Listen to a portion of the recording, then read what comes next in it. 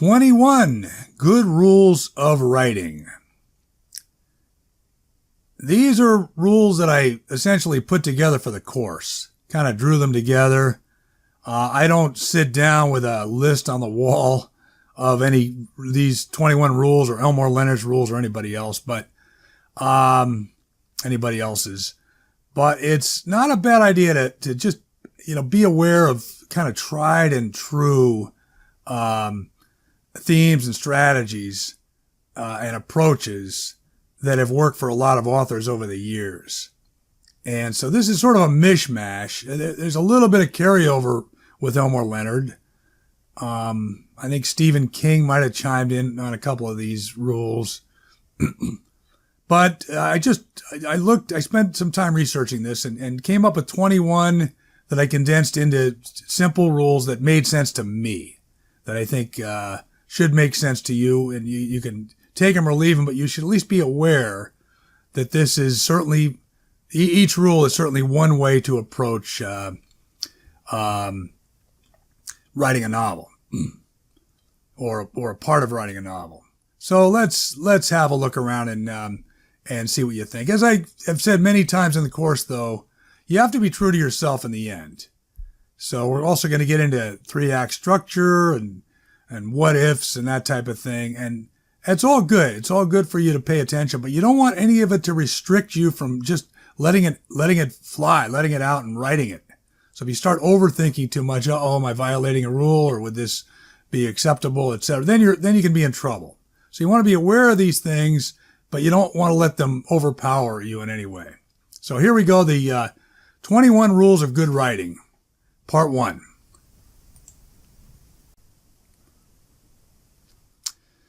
So 21 general rules of good, solid fiction writing, in my opinion. I've put these together. They're no real order, kind of a mishmash, but I think they're worth paying attention to. But again, that caveat, above all, don't restrict yourself. You don't want to be so worried about any rules or structures or any of this other stuff where it intimidates you and inhibits you from getting your own work written. We want to get that first novel written, whatever it takes. So take these with a grain of salt. They may or may not help you. If they don't help you, if they're going to hurt you in any way, slow you down, make you overthink something, just eliminate them completely, delete them. But it's good to sort of understand what I consider 21 fairly solid, substantial, tried and true rules of good writing. First one, start in the middle of something if you can. Try to begin in the middle. Again, don't begin with the weather. Don't begin with a long lead in. Don't begin with a lot of backstory. Here's an example where I think my own work, actually, but here's an example. I think I did it pretty well. When he started thinking straight again, the first person Chris decided to kill was Ronaldo Holmes.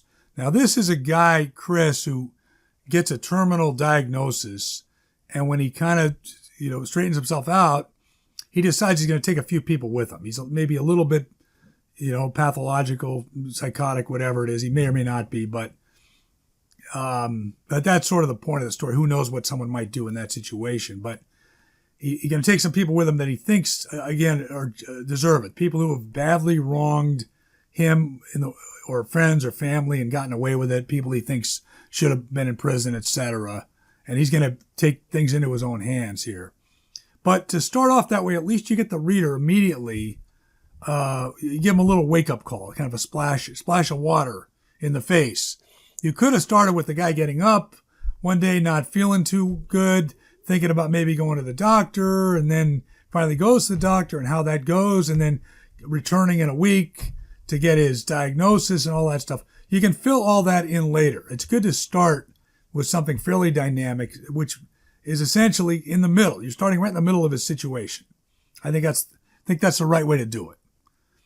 And another way you could fill it in, which I sort of have him do, is he heads to the nearest bar once he does get his diagnosis, or his friendly bar, and begins talking to the bartender. And then in the course of the conversation, you learn more about his situation and his thoughts and his options and his backstory. You're good to fill in the backstory with dialogue, honestly. When you need to really, tell what happened before, sit two people down, have them talk, and then work it in that way. That's often effective. Very important point of fiction: read it out loud to yourself whenever possible. Not every paragraph, every sentence, but every so often, take a step back and read sections of it to yourself, and see how it flows, see how it sounds. See if it sounds mechanical. See if it sounds the way people talk, including the way a narrator would talk. Don't forget, a narrator is a person, and a narrator is going to speak a certain way. You don't want to force that. You don't want it to sound like a computer speaking or somebody delivering, a speech at the UN. You just want a person speaking. You want the character speaking, and you want the voice of the narrator, whether it's first person or third person. You want that to shine through as a natural sound. Try to use less words than you think you need. That seems kind of obvious, but it's not obvious when you're writing them which words you'd be better off cutting. But if you look carefully at your prose, even if you just take a couple of sentences and look carefully at it when you have a chance, you'll be surprised at how clean and minimal you can make it, and how much more clearly it reads.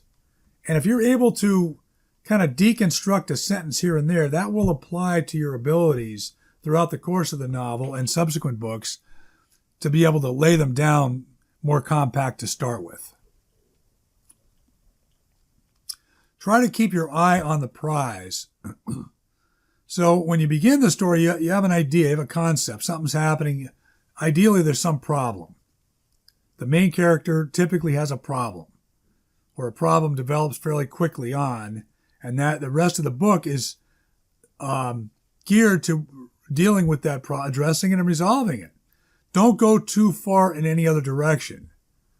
That strays too far from the storyline. Even if you have something interesting you want to tell or work in, make sure it really works into the overall thrust of what you're trying to accomplish. That's not to say you have two people, they run into each other on the beach and they start talking, and the conversation can stray a little bit here and there. Not every word out of their mouth has to do with resolving this dilemma of the main character. That's fine.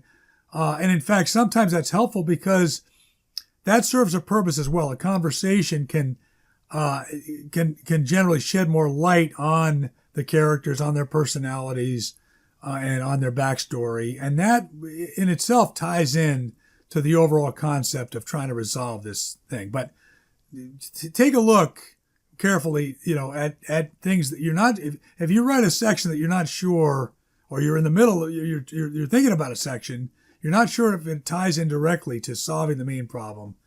Think about that carefully if that's the way you want to go. When you really get stuck, taking a walk can make a difference. That seems obvious, but you also talk about people getting in the shower. Sometimes the water on your head, you can start thinking more clearly. You come up with some ideas, and in the morning, then you write them down very quickly before you forget them. But honestly, from my own experience, that I've had that exact thing happen many times. You're battling something, you can't get it right, and you're frustrated. You just, I'm going to go for a walk for a half hour. You go for a walk, and sometimes within 5-10 minutes into the walk, you resolve it. So make sure you bring a little pad and paper with you if you don't have a way to type something into a phone or a device. When in doubt, choose dialogue over descriptive prose. This overlaps a bit with the Elmore Leonard rules, but I firmly believe this. The reason a lot of writers, especially beginning writers, don't include enough dialogue is because they don't think they can handle it well. And it takes a little work, it takes a little bit of a skill to develop the ability to write dialogue, but you have to plunge in and try. And then you have to read fiction that you admire and see how they handle it. That will mean a lot more to you once you try to write your own dialogue, and then you look at other fiction, established fiction. You'll appreciate it much more the way they handle it, and you'll learn from that. You'll pick up, there's tips, there's techniques, and there's an overall feel for how to construct good dialogue. But in general, readers, I believe, want to read dialogue more than they want to read lengthy description. But I think it makes a better book, unless the lengthy descriptive prose is really necessary, really important. So if between the two, you're trying to explain something, especially if you're trying to tell a little bit of a backstory, better off sit two people in a restaurant, have them talk about it, get it out of the way that way, get it produced that way, than just the narrator droning on and on. And just to throw this in, though, try to have some fun, though, when possible. Have some fun with your story and just have some fun with the process. That's not always easy because it's a battle, but you got to remember this isn't life and death. And I come back to Stephen King now and then. Stephen King is one writer. I think Donald Westlake was another favorite of mine. You could just get the sense as you're reading their novels, even a serious novel or serious part, that they were having fun. They're having fun doing this. They're enjoying it. And that's conveyed, that comes out in the writing. And the reader picks that up. Write in the third person unless you have a good handle on your first person voice. Now, this is a very subjective decision, but I would go along with this. I think third person narration works the best until proven otherwise. You got to be careful. If you have a very compelling main character and they have a unique and dynamic way of speaking and presenting everything, then that's good. But I think all things being equal, stick with a third person unless you really can prove otherwise that the first person is the right choice. Of course, third person, just to remind you, it's he said, she said, he did this. Chris walked down the street and found the dead body, rather than I woke up and I went, and I got the phone call and I was told there was a dead body on 3rd Street. I went over there and I looked for it, or I walked down the beach. I is first person. He and she is third person. There's also slightly different degrees of third person. We won't go crazy on those. Don't worry about those too much. But there's a third person narrator who narrates it fairly straight. And there's another third person narrator type of narration where they're somewhat in the head of the main character. That's the way I tend to do it. So the narrator is sort of the all-knowing, I think they might call it omniscient third person. And I'm sorry to not have that completely straight because I don't really worry about it. I just write it the way I think it should be written, where it feels natural. But most of my books, it feels natural for the narrator to be slightly in the head of the main character. Not so much the side characters, the main character. Okay. And keep your language relatively plain. You don't need a lot of interesting verbs. You don't need to show off. Keep it plain. This is where I go back to newspaper writing. I believe newspaper writers often make the best novelists. Plain language, plain and simple. And you don't need to, sound pretentious, which is what often happens when you get try to get too fancy. And the final one, we'll take a break to part 2. Introduce your main characters and themes in the first third of your novel, ideally a little sooner, but make sure by the time the first third passes that you have everything rolling. You're not going to bring in any significant character. I mean, it can happen. There are exceptions to that, but try to stick with the basics, the non-exceptions. Get your character, inserted quickly. Their backstory, their situation, their relationships, the sub characters, the supporting cast, etc. And the main problem, of course, you want inserted, and then the sub themes, the side stories. Get that all in there in the first third of the novel. Okay, and we'll go to part 2.